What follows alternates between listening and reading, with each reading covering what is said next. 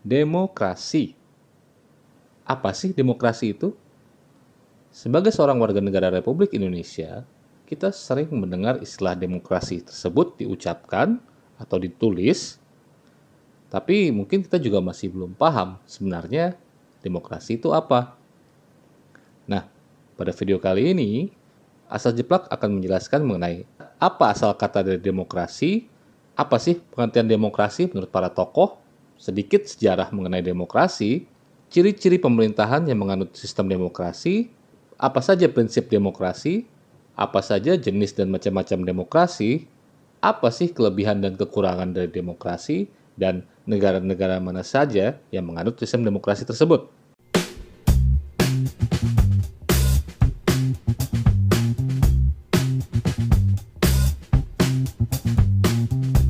Yuk kita mulai dari pertama, yaitu asal kata dari demokrasi.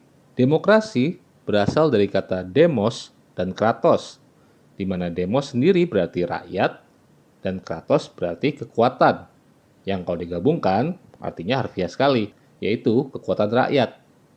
Kemudian menurut beberapa tokoh sejarah, mereka memiliki definisi sendiri mengenai demokrasi ini, yang biasanya tergantung dari paham politik mereka yang mereka anut saat itu. Misalnya yang pertama dari Franklin D. Roosevelt, dia menyatakan bahwa jangan sampai kita lupa bahwa pemerintah adalah diri kita sendiri dan bukanlah kekuatan asing atas kita. Penguasa utama dari demokrasi kita bukanlah seorang presiden dan para senator dan anggota kongres dan pejabat pemerintah, tetapi para pemilih di negara ini. Kemudian yang kedua menurut Benito Mussolini yang terkenal fasis. Menurut dia, demokrasi itu hanya indah dalam teori. Dalam prakteknya, itu adalah suatu kekeliruan. Ini menurut Mussolini ya, bukan menurut Asal Jeplak. Selanjutnya, pengertian demokrasi menurut Aristoteles, yaitu demokrasi adalah ketika orang-orang yang miskin yang berkuasa, dan bukan orang-orang dari kalangan berada. Kemudian selanjutnya, salah satu presiden Amerika Serikat yang paling terkenal, Abraham Lincoln, menyatakan bahwa demokrasi adalah sistem pemerintahan yang diselenggarakan dari rakyat, oleh rakyat, dan untuk rakyat. Nah, tadi sudah saya Jeplak berikan beberapa definisi demokrasi dari beberapa tokoh sejarah. Kemudian selanjutnya kita akan mundur ke belakang untuk mengetahui bagaimana sih sejarah dari demokrasi itu. Konsep demokrasi pertama kali muncul di sekitar tahun 508 sampai 507 sebelum Masehi oleh seorang pembuat undang-undang dari kerajaan Yunani kuno. Tepatnya berasal dari bangsa Athena yang bernama Cleisthenes. Demokrasi yang terjadi pada masa tersebut adalah sistem demokrasi langsung, di mana terjadi pemilihan acak dari para warga untuk memilih siapa yang dapat menjabat di beberapa kantor administrasi dan pemerintahan. Dan akhirnya dibentuk juga majelis legislatif yang terdiri dari semua warga Athena. Semua warga negara yang memenuhi syarat diizinkan berbicara dan memberikan suara di majelis tersebut untuk mengatur hukum pada kota dan negara Athena. Kemudian selanjutnya adalah pada bangsa Sparta. Pada tahun 700 Masehi di kota Sparta, diadakan voting dengan sistem skor, di mana masing-masing pemilih memberikan skor untuk masing-masing kandidat, dan nantinya kandidat yang memiliki skor terbanyaklah yang menjadi pemenangnya. Voting tersebut terjadi pada saat ritual apella, yang diadakan bangsa Sparta setiap sebulan sekali, yang memang diadakan untuk memilih pemimpin. Dan voting ini hanya bisa diikuti oleh mereka yang berjenis kelamin pria dan berusia minimal 30 tahun. Kemudian selanjutnya adalah pada masa Republik Romawi. Republik Romawi sendiri sering dianggap sebagai salah satu bangsa yang paling banyak memberikan kontribusi atas sistem demokrasi, terutama karena merekalah yang pertama kali menggunakan sistem pemerintahan republik di antara peradaban barat pada masa itu. Romawi sendiri banyak mengadopsi dari bangsa Yunani kuno terkait sistem pemerintahan mereka. Tapi banyak pemerintahan negara modern saat ini yang lebih mengadopsi demokrasi ala Romawi dan bukan Yunani. Hal tersebut dikarenakan penerapan sistem demokrasi di Romawi lebih menyeluruh dan membentuk karakter dari negara mereka ketimbang penerapan demokrasi oleh bangsa-bangsa lainnya saat itu. Bangsa Romawi menerapkan demokrasi ke dalam setiap aspek negara, seperti memiliki dewan legislatif dalam bentuk senat yang merupakan perwakilan rakyat yang berperan dalam merumuskan undang-undang serta menentukan pemimpin.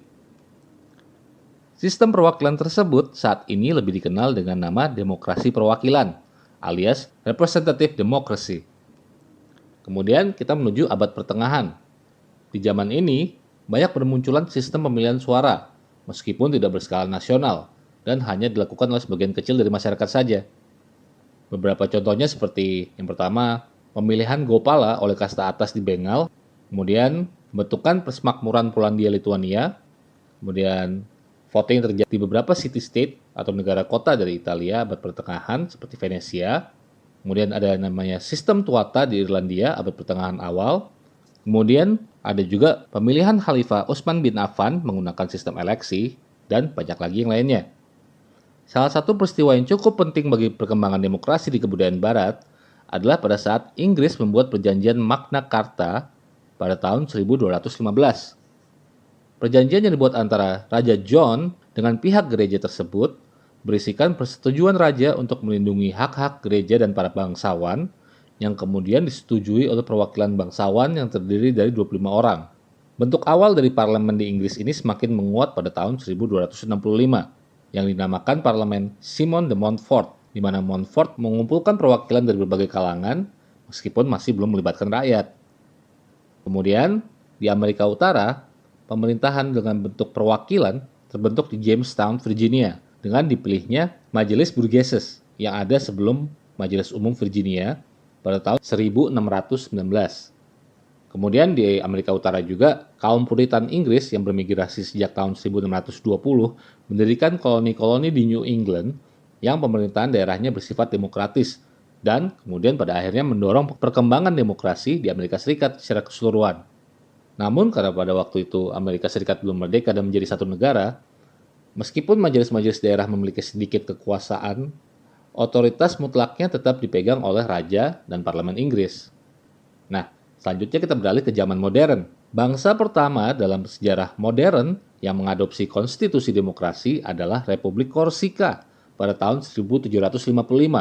Konstitusi dari Republik Korsika itu didasarkan pada prinsip-prinsip pencerahan dan sudah mengizinkan hak suara wanita, hak yang baru diberikan di negara demokrasi lain pada abad ke-20.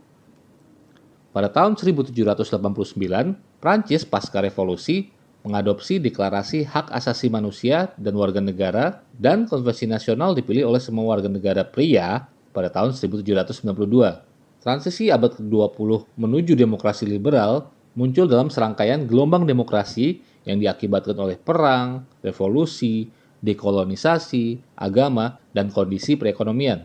Pada tahun 1920-an, demokrasi tumbuh subur, tetapi sempat terhambat oleh The Great Depression atau depresi besar yang terjadi pada Amerika Serikat waktu itu.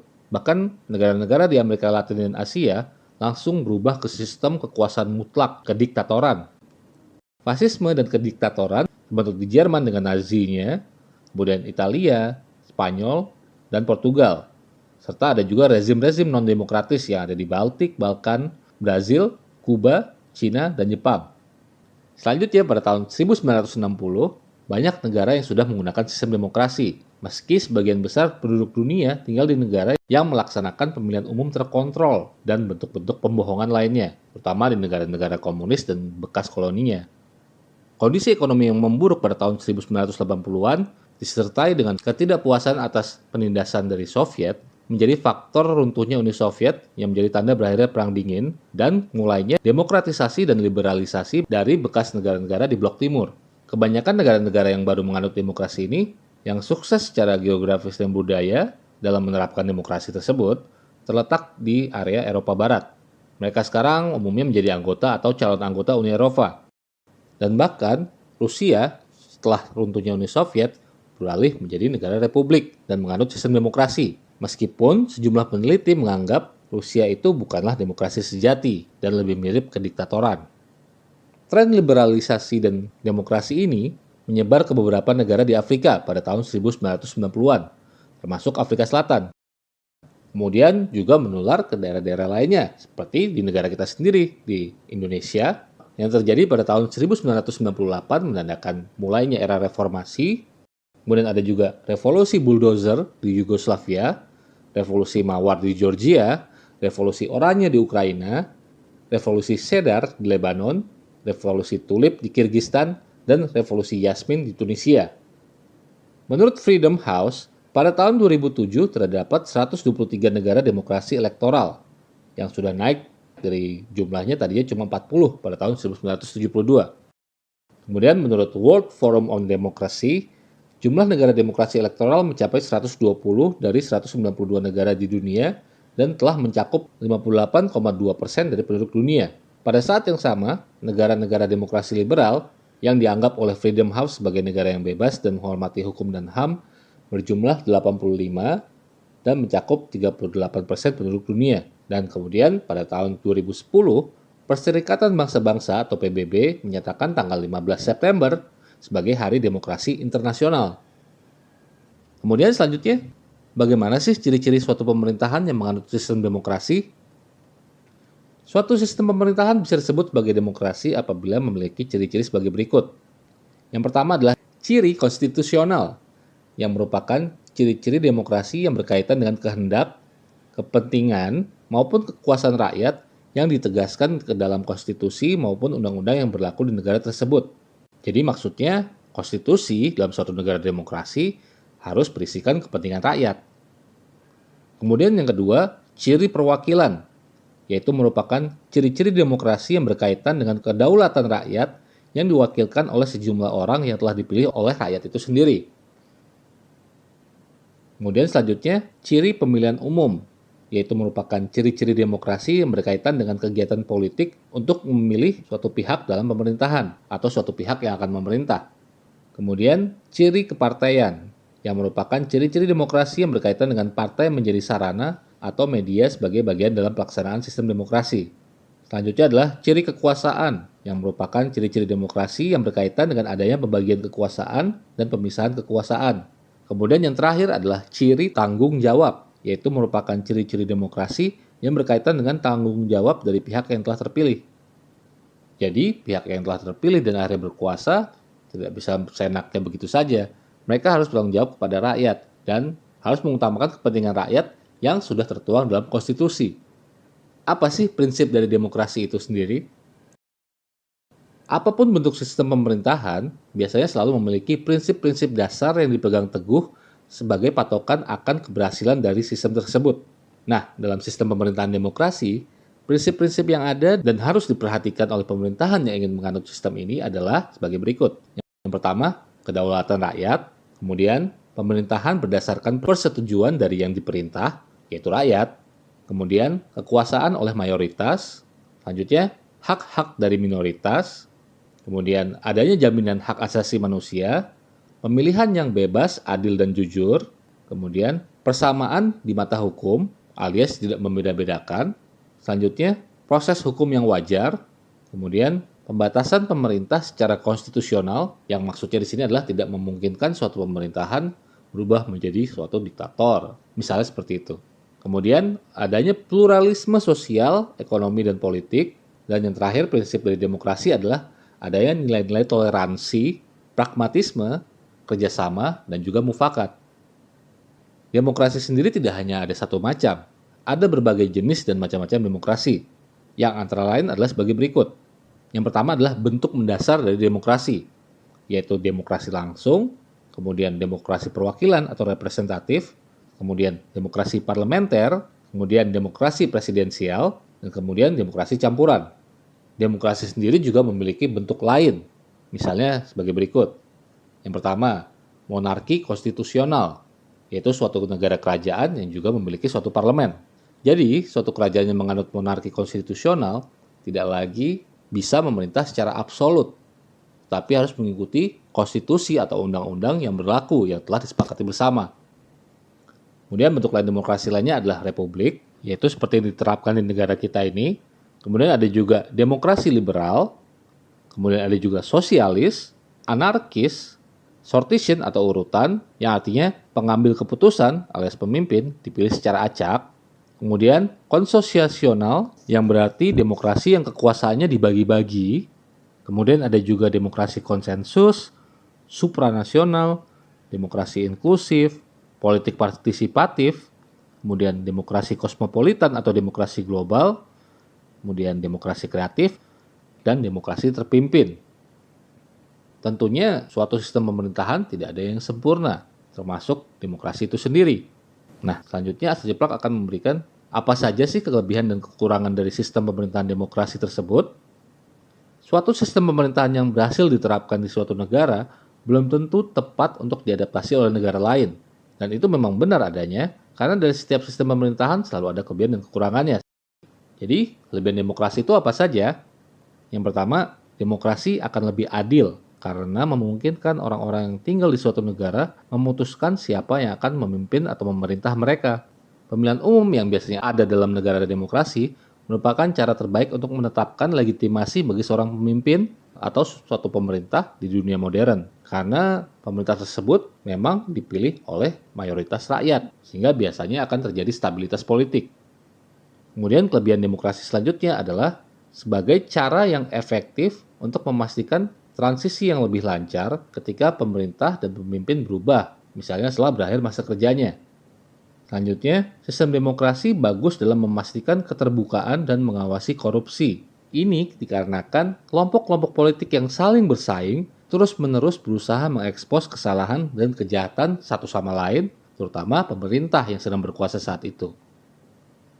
Kemudian selanjutnya, pada sistem demokrasi, warga negara sudah tahu bahwa mereka memiliki hak suara dan bahwa pemimpin atau pemerintah mungkin akan berubah pada pemilihan berikutnya. Sehingga kecenderungannya adalah tidak melakukan kerusuhan, pemogokan umum, atau pemberontakan.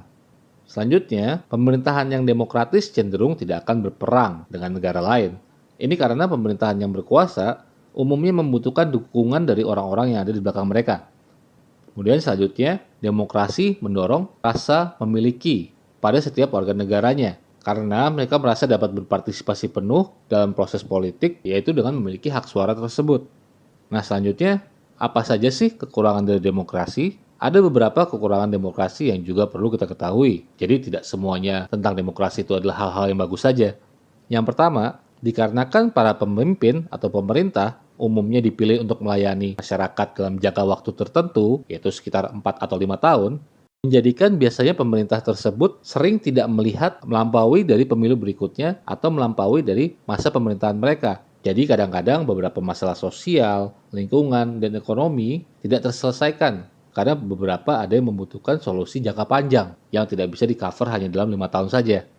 Kemudian kelemahan demokrasi lainnya adalah adanya tirani dari para mayoritas yang tentunya akan sangat mengancam pada kelompok minoritas. Karena dengan tadi waktu pemerintahan yang terbatas, pemimpin ataupun pemerintah biasanya lebih melayani kepentingan kelompok sosial terbesar dan mengabaikan atau bahkan menindas hak minoritas.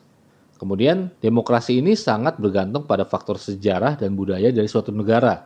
Terutama karena demokrasi ini akarnya adalah pada budaya Yunani kuno dan Romawi yang ada di Eropa. Sehingga mungkin ya, tidak cocok untuk negara-negara timur dan juga di Afrika. Kemudian selanjutnya, kelemahan lainnya adalah demokrasi dapat menghasilkan koalisi yang berat sebelah atau pertikaian tanpa akhir dan akhirnya terjadi kebuntuan politik. Sistem politik lainnya dalam hal ini lebih mudah untuk diarahkan menuju hasil yang diinginkan. Bahkan, Romawi kuno sendiri lebih sukses di bawah pimpinan Julius Caesar yang waktu itu memimpin secara otokratis dibandingkan pada saat di bawah pemerintahan yang demokratis. Kemudian kelemahan demokrasi selanjutnya, demokrasi membutuhkan rakyat yang terdidik dan berpengetahuan luas. Karena apabila rakyat kurang berpendidikan, proses politik dapat lebih mudah dimanipulasi dan didistorsi oleh suatu perusahaan, media yang bias, atau suatu kelompok yang memiliki agenda tertentu. Kemudian, demokrasi juga terlalu banyak bergantung pada kebutuhan individu dan mendorong orang untuk memilih secara egois, berpikir hanya untuk kepentingan diri sendiri, dibandingkan untuk memikirkan yang terbaik bagi negara secara keseluruhan. Kemudian, konflik kepentingan terkadang dapat terjadi, di mana seorang politisi atau pemerintah harus memutuskan antara bertindak demi kepentingan terbaik negara atau demi meningkatkan peluang mereka untuk terpilih kembali. Ya, seringnya mereka akan milih yang terakhir ya. Kemudian, proses pemilu sendiri atau pemilihan biasanya menghabiskan banyak waktu dan sejumlah besar uang. Bisa dibilang ada sekitar miliaran uang yang dibelanjakan untuk kampanye politik yang sebenarnya lebih baik digunakan untuk hal-hal lain yang lebih bermanfaat dibandingkan kampanye. Dan terakhir, kelemahan dari demokrasi yang mengusung pemilihan tersebut akhirnya mendorong politisi untuk membuat janji-janji yang mereka tahu tidak dapat mereka pertahankan hanya supaya dapat dipilih. Ya mungkin tidak semua politisi seperti itu, tapi itu resiko yang mungkin terjadi pada saat berkampanye. Nah selanjutnya, Negara-negara mana saja sih yang menganut sistem demokrasi? Ada beberapa negara yang menjalankan sistem pemerintahan demokrasi tersebut, tapi akan asa jeplak bagi menjadi negara yang dianggap menganut demokrasi secara penuh, dan kemudian negara yang dianggap menganut demokrasi tidak sempurna. Yang pertama, negara-negara yang dianggap menganut demokrasi penuh itu adalah Norwegia, Islandia, Denmark, Swedia, Selandia Baru, Australia, Swiss, Kanada, Finlandia, Belanda, Luxembourg, Irlandia, Austria, Jerman, Malta, Republik Ceko, Uruguay, Britania Raya, Amerika Serikat, Costa Rica, Jepang, Korea Selatan, Belgia, Mauritius, dan Spanyol. Kemudian negara yang dianggap menganut demokrasi tidak sempurna adalah sebagai berikut: Argentina, Benin, Botswana, Brasil, Bulgaria, Cape Verde atau Tanjung Verde, Chili, Kolombia, Kroasia, Siprus, Republik Dominika, El Salvador, Estonia, Prancis, Ghana, Yunani, Guyana, Hongaria, Indonesia, India, Israel, Italia, Jamaika, Latvia, Lesotho, Lituania, Macedonia, Malaysia, Mali, Meksiko, Moldova, Mongolia, Montenegro, Namibia, Panama, Papua New Guinea, Paraguay, Peru, Filipina, Polandia, Portugal, Rumania, Serbia, Slovakia, Slovenia, Afrika Selatan, Sri Lanka, Suriname, Taiwan, Thailand, Timor Leste, Trinidad dan Tobago, dan Zambia. Nah, mudah-mudahan penjelasan yang agak cukup panjang ini tentang demokrasi, mulai dari definisi, sedikit sejarah, ciri-ciri, prinsip, dan kemudian kelebihan dan kekurangan dari demokrasi, bisa kamu pahami dan bisa semakin meningkatkan pemahaman kamu akan demokrasi itu sendiri, dan apa esensinya dan penerapannya, serta mempelajari apa saja kelebihan dan kekurangannya tersebut. Apabila kamu masih ada pertanyaan, bisa tinggalkan di kolom komentar di bawah ini. Dan jangan lupa, kalau kamu menyukai video ini, berikan like, share, subscribe, dan klik pada tombol bel notifikasi supaya kamu selalu update dengan video-video terbaru yang ada di channel Sejeplak. Thank you for watching this video, and I'll see you next time.